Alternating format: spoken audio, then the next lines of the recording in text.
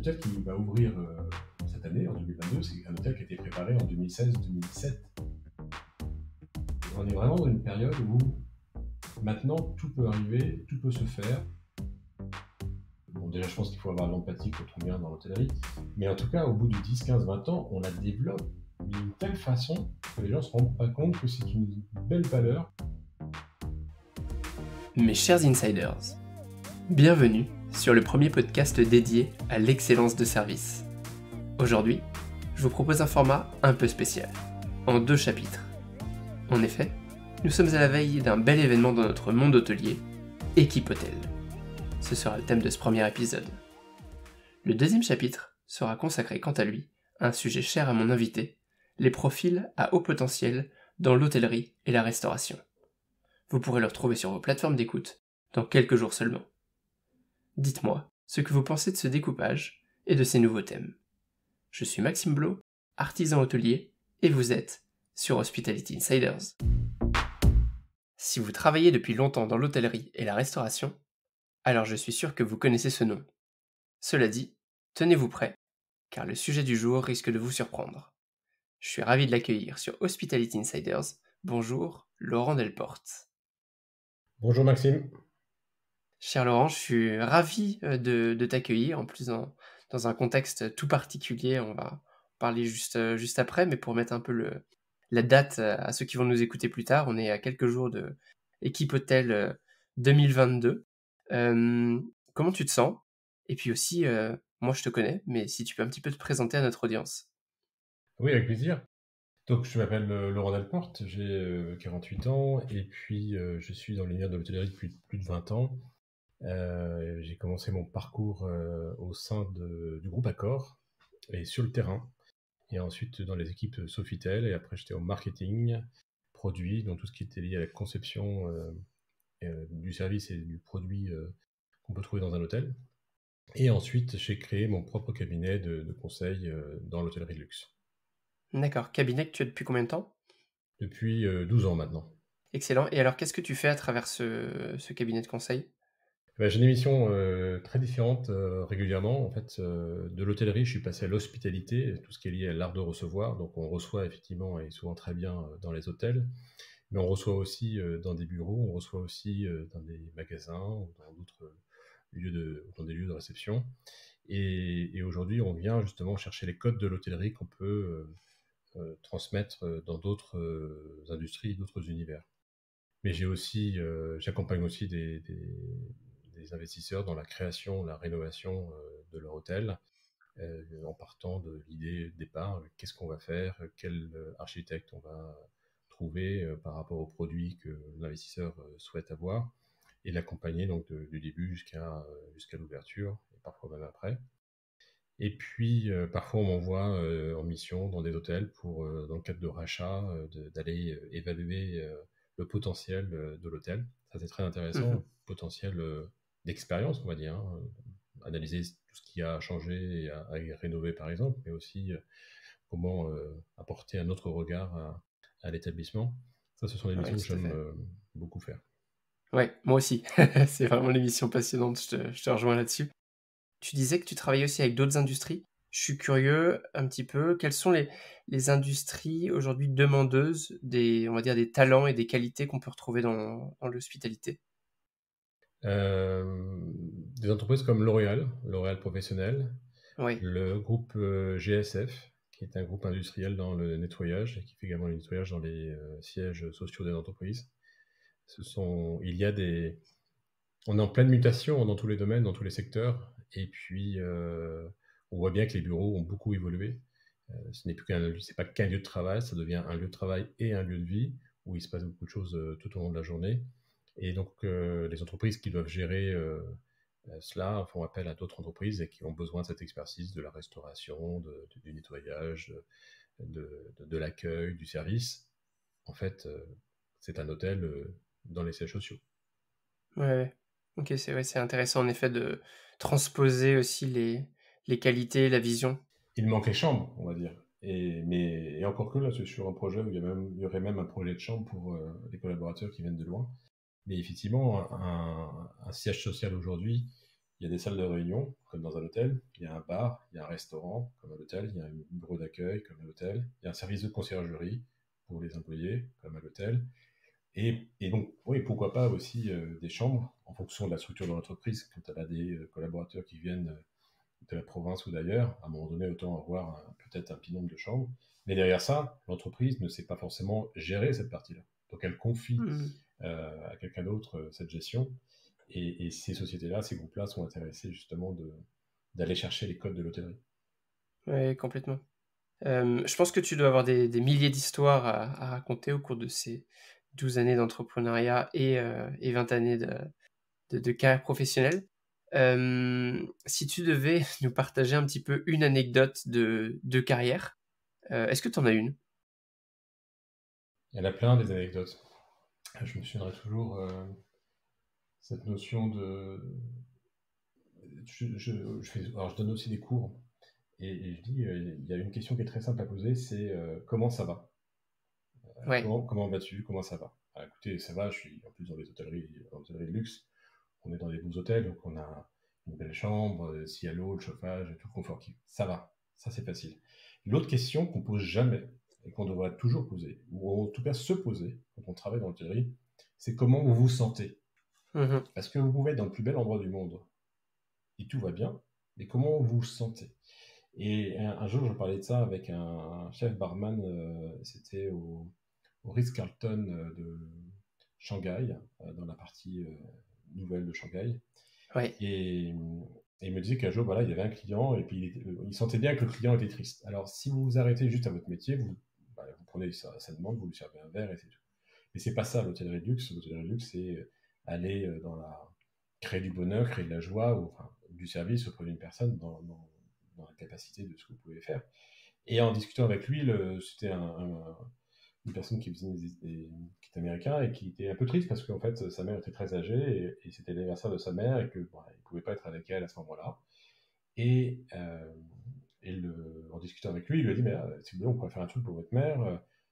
Si vous voulez, je vous emmène sur le toit de l'hôtel. Le toit, je sais pas la hauteur, mais c'est des centaines de mètres d'un gratte-ciel, donc Ouais. une À petite Shanghai, bande. on peut imaginer, oui.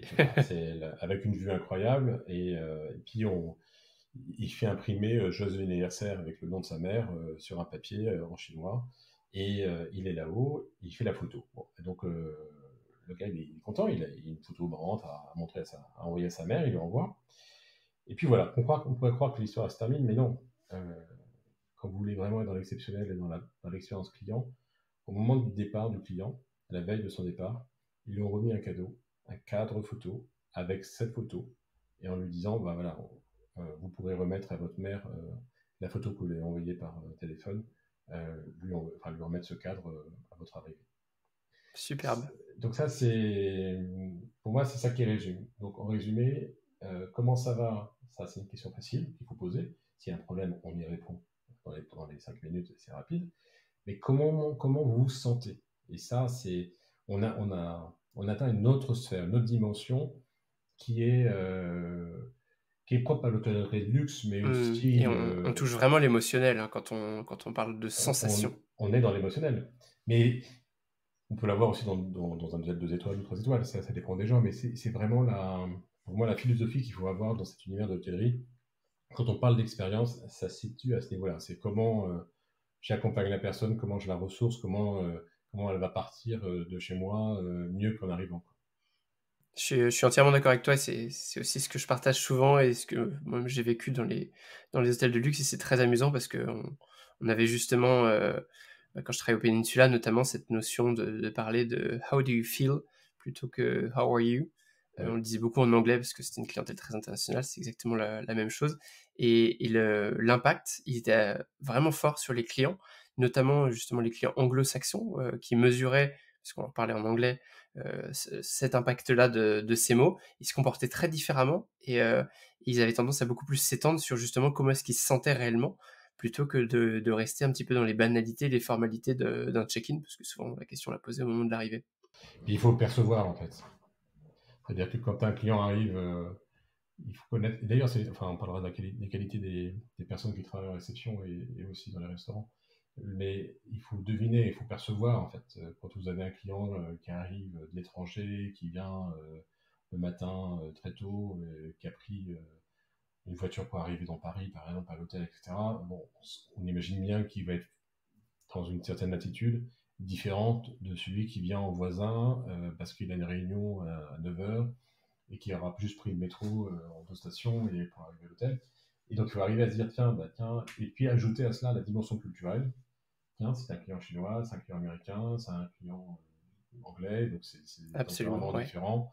Et d'aller se dire, tiens, bon, je pense que pour lui, on va essayer de faciliter la réception d'accueil. Il a déjà 6-7 heures de décalage et 3 heures pour venir ici en voiture depuis Roissy, avec les embouteillages, avec les problèmes qu'il peut y avoir en ce moment. Bon, on va être, voilà, s'adapter, anticiper et percevoir Bien sûr, ouais. les besoins du client.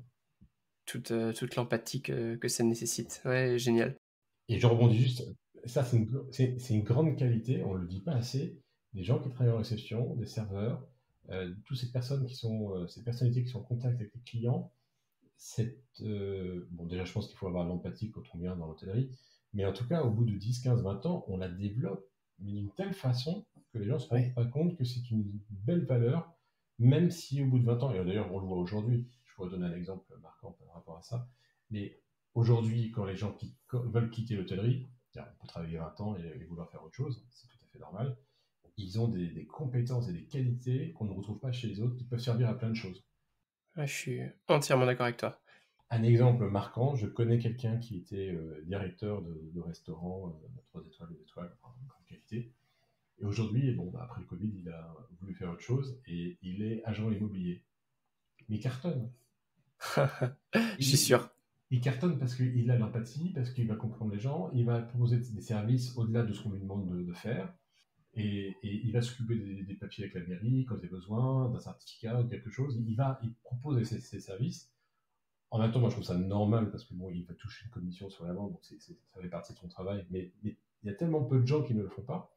Mais tous ceux Ouais. qui viennent de ces métiers de l'hôtellerie, qui ont ce sens de service, vont avoir des qualités bien plus importantes que d'autres dans ces métiers-là. Et c'est marrant de voir leur réussite. Et c'est bien.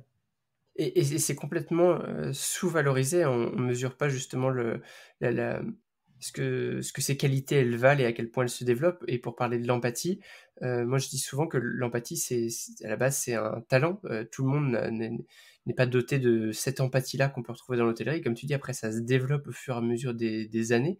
Et quelqu'un qui a ce talent et qui a travaillé vraiment cette finesse pendant des années, c'est surprenant à quel point ils sont capables de comprendre très rapidement que ce soit un client ou un collaborateur, et en effet de transformer la personne en quelques secondes, en quelques phrases, c'est très très fort. Et ça m'étonne pas du tout dans ton exemple de l'immobilier, mais ça pourrait marcher dans la banque, dans n'importe quelle entreprise de service, à quel point on est capable d'utiliser ces qualités-là pour transformer l'expérience. On entend souvent que les banques suisses vont aller chercher les étudiants à la sortie Et d'une énormément. école hôtelière pour justement, parce qu'ils savent se présenter, parce que même déjà jeunes. Ouais, Mais je pense qu'effectivement, l'empathie est un trait caractéristique, tout le monde ne l'a pas, et elle se développe et elle s'affine au fil de la carrière. Et, complètement. et ça fait des belles choses. Je pense que toi et moi, on pourrait parler des heures de ces sujets qui nous passionnent. Je vais essayer de nous ramener un petit peu à une certaine actualité. Mhm. Dans quelques jours, précisément du 6 au 10 novembre, aura lieu le salon Équipe Hôtel, qui en plus, je crois, donc normalement a lieu tous les 2 ans, là tu me confirmeras, C'est n'a pas ça, lieu depuis 4 4 ans, ans. suite au Covid. À quoi est-ce qu'il faut s'attendre à Équipe Hôtel et pourquoi est-ce que je te pose la question? C'est parce que toi, tu as un rôle un petit peu clé. Est-ce que tu peux nous parler de ça? Alors, je suis partenaire du salon depuis plus de 10 ans maintenant. Effectivement, le salon a lieu tous les 10 ans, tous les 2 ans, pardon. Et bon, avec le cause du Covid, il y a une édition d'annulée. Je pense que les gens sont contents de se revoir. On a besoin de se revoir, on a besoin de liens, on a besoin d'être ensemble, de retrouver un tel salon, pour l'avoir fait plusieurs fois, il y a un truc après. Il y a une énergie, quoi. Ça dépasse, on fait des contacts, on rencontre des gens, on apprend des choses, mais ça vous booste. Et je pense que les gens ont besoin, en cette période, de retrouver une force commune. J'ai presque envie de parler comme un égrégore. Hein. Quand on va avec Hôtel, bah, c'est tous les gens du secteur, hein, tous les fournisseurs, les hôteliers. Enfin, il manque quelque part les clients, mais on est toujours client d'un hôtel. Et effectivement, ça booste, ça donne de l'énergie. Et dans un contexte qui est quand même anxiogène, hein, il faut rester optimiste, positif évidemment, parce que sinon on reste chez soi et on s'enferme. Mais le contexte est quand même compliqué et depuis 3 ans, chaque année est différente pour des raisons différentes. Et je pense qu'on est en pleine, on le vivra plus tard, on le comprendra plus tard, mais on est en pleine mutation. Mais vraiment Mmh. une transformation. Ouais, je voulais te demander justement ce que toi tu perçois, un petit peu des hôteliers que tu fréquentes, autour de tous ces sujets notamment? Il y a plusieurs styles d'hôteliers, hein. Il y a des hôteliers qui bougent et qui changent plein de choses. Il y a des hôteliers, peut-être aussi en fin de carrière, parce que tout ça, c'est des investissements qui font comme avant, qui n'évoluent pas. Il y a des hôteliers qui sont dans l'attente, parce qu'en se disant, bah, je dois investir, mais investir dans cette technologie, dans cette technique, mais ça change tout le temps. C'est vrai que c'est compliqué, hein. C'est très compliqué. Et on est vraiment dans une période où maintenant, tout peut arriver, tout peut se faire. Euh, je parlais justement de la robotisation et il y a 4 ans, j'avais fait une chambre au salon Équipe Hôtel et j'avais mis en place aussi un robot qui pouvait apporter des éléments. Donc c'était surtout une source d'inspiration et de débat. Et j'avais posé le problème à l'époque en disant, et ça c'était il y a déjà 4 ans, que bientôt on pourra tout faire ou tout faire faire. Mais qu'est-ce qu'on veut, quoi? La Ouais, technologie complètement. se développe très vite et en même temps, voilà. Enfin, et d'ailleurs, je me souviens d'une conversation, je pense qu'ils n'ont pas changé, avec l'un des responsables du Crayon quand il avait ouvert. Je crois que le Crayon avait refusé la domotique enfin, dans ses chambres. Pour juste la question du rideau. On peut pas fermer automatiquement le rideau. Et il m'avait expliqué non, pour nous, c'est à nous de le faire. On vient dans la chambre, on vient montrer le service. C'est ça qu'on veut comme expérience pour le client. C'est pas le client qui va, ou tout d'un coup, il y a quelqu'un le rideau va fermer parce qu'il est 22 heures, on a décidé qu'à 22 heures, on fermait les rideaux, alors que le client, ça se trouve, il n'a pas envie, et tout d'un coup, le rideau va descendre. Donc ça, j'avais bien aimé, mais je trouve aujourd'hui qu'il y a trop peu de gens qui se posent ces bonnes questions. On est en train de construire des hôtels. Un hôtel qui va ouvrir cette année, en 2022, c'est un hôtel qui a été préparé en 2016-2017, quand je parle d'une construction, pas d'une rénovation. Et aujourd'hui, je vois des hôtels qui vont ouvrir dans 1 an ou 2 ans, qui ont été pensés comme avant Covid, alors qu'on est en train de transformer, enfin la société se transforme, et il faut déjà penser à l'étape d'après, quoi. Donc ça, c'est Ouais. un... Et donc le contexte d'équipe hôtel, oui, il est dans tout ça, quoi. Toutes ces Mmh. transformations, ces innovations, il faut arriver à tirer le bien, le moins bien, anticiper le monde de demain, un monde qui peut changer. Qui aurait dit l'an dernier qu'il y aurait une augmentation d'électricité aussi importante que l'on va vivre aujourd'hui? Comment cela, ça se répercute sur les coûts, sur les collaborateurs qui veulent aussi, et c'est normal, des augmentations de salaire. Enfin, et puis, bon, quand même, le Covid, il n'est plus là, mais il est encore là. Il y a son ombre plane aussi. Bien sûr. Les conflits en Europe, ou proche de l'Europe, à l'entrée de l'Europe, font peur aussi parfois aux étrangers qui vont dire c'est peut-être pas le moment de venir en France pour les vacances ou pour Noël, par exemple. Donc, bon, voilà, c'est pas les plus belles années. Pourtant, c'est maintenant qu'il faut agir, transformer son entreprise et innover, dans... Quand je dis innover, c'est pas forcément voilà, intégrer des nouvelles technologies dans son hôtel. Innover, c'est dans la façon de faire son métier et de repenser son métier. Ouais. Et ça, on n'y est pas encore. Ah, complètement, je enfin il y aurait beaucoup à dire en effet sur ces modifications-là et pour le coup, peut-être plus sur un peu peut-être les projets, les constructions, parce que tu parlais de ton projet de chambre d'hôtel. Tu vois quoi comme tendance? Tu disais il y a des hôteliers qui sont en retard. Les tendances 2022 et à suivre, si on devait donner un petit peu les grandes lignes, tu les résumerais comment? Alors, après, quand je dis qu'il y a des hôteliers en retard, je vais préciser parce que euh, et tout ça, c'est des cycles économiques. Quand vous achetez un hôtel, bah, vous investissez, vous devez rembourser, vous rénovez un hôtel, ben, ça a un budget, etc. Et quand vous avez 50 ans, 55 ans, et puis vous vous dites, tiens, dans 10 ans, je vais arrêter, c'est bon, c'est légitime de dire, c'est peut-être pas le moment que je vais faire X millions de travaux dans mon hôtel, alors j'en ai fait il y a 10 ans, et pourtant, il y a 10 ans, beaucoup de choses ont changé. Donc évidemment, les tendances, alors les tendances, c'est la même parce que je trouve qu'elles sont toujours là depuis un certain temps, mais c'est l'éveil de conscience des gens sur les tendances, et notamment sur l'environnement et le développement durable, la protection de la planète. Il est plus qu'urgent de se mettre au vert, et rapidement. Ouais. Et ça va passer par des rénovations, ça va passer par une nouvelle façon de penser son business model, ça va passer par aussi les fournisseurs. Il faut que les fournisseurs se mettent au diapason du RSE, et il faut qu'ils puissent proposer des solutions bonnes pour l'environnement et la planète. Et donc ça, je pense que c'est une tendance de fond, mais il faut prendre le temps de la réflexion. Vous voyez. Est-ce qu'aujourd'hui, il faut encore mettre des... Alors, on n'a plus le droit légalement, mais maintenant, je vois des choses qui remplacent ça. On n'a plus le droit de mettre des chaufferettes pour les terrasses, etc. Et non, Oui, c'est juste du bon sens. On va pas chauffer l'air. complètement. Mais en même temps, maintenant, je vois apparaître des nouvelles technologies qui permettent d'avoir des sièges chauffants extérieurs, etc. Bah non, c'est pas, je vois pas le lien avec la... Je pense qu'il y a un truc simple à faire. Alors c'est à la fois simple et compliqué. C'est ce que j'appelle la naturalité et la chambre origine que j'avais mis en place il y a 4 ans avec Hypotel comme démonstration. C'était un peu la chambre, la concept room, le côté essayer d'imaginer la chambre de demain, demain étant dans 5 et 10 ans. Euh, et pour revenir à des choses simples, de bon sens, autour de la nature. Est-ce que la décision que je prends, est-ce qu'elle fait sens par rapport à l'environnement? Est-ce qu'elle est positive par rapport à l'environnement, ou est-ce que je vais détruire quelque chose à l'environnement? Voilà. C'est oui, c'est non. Et ben, si c'est oui, je ne fais pas. Si c'est non, bon, pourquoi pas? Parce qu'il faut toujours innover. Mais, euh, mais encore aussi, je trouve ça amusant, on dit on innove. Mais finalement, c'est quoi l'innovation? Parce que il y a la manière de faire qui change, mais le besoin, la solution.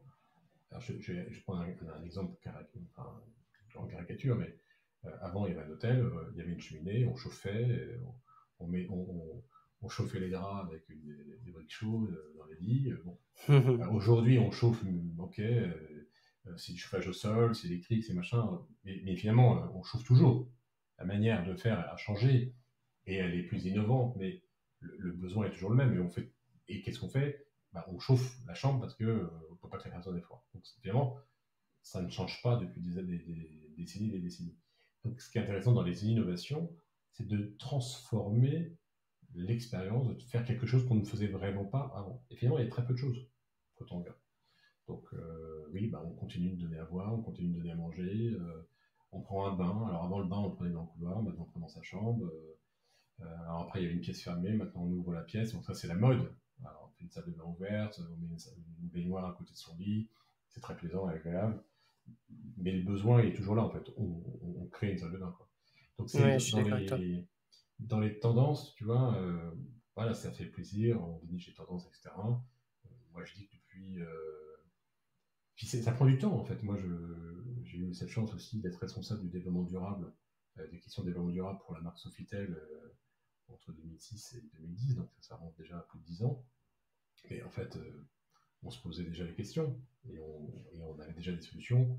Et puis on voit que les solutions, elles se mettent des années pour être mises en place. Parce qu'elles coûtent de l'argent, parce qu'il faut que Effectivement, les ouais. gens soient convaincus. Et puis je pense qu'il y a vraiment cette question d'éveil. Alors c'est pas qu'une question de génération. Vous avez des gens de 25 ans qui n'ont rien à faire de la planète et de l'environnement.